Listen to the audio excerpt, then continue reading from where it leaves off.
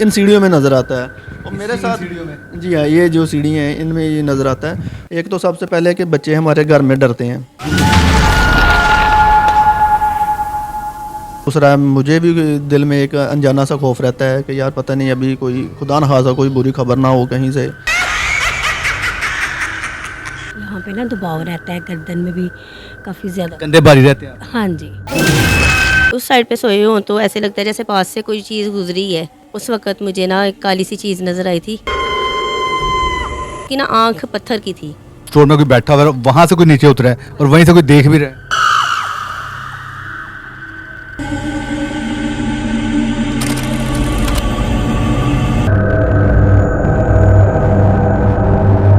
अच्छा, वो आंखें दो नज़र आ रही हैं। ये वो खौफनाक चीज़ है जो आपके साथ है। एक नीचे भी है, ये इस तरह जो एक नीचे भी है, और एक ये है, ये सेंटर में थोड़ा ऊपर भी देखे। और ये गुड़िया इनकी तैयार की गई है। जैसे तो ये जादू इस औरत ने करवाया। मेरा ख्याल है आप जानते हैं इसको। मुझे तो वही लग रहे हैं।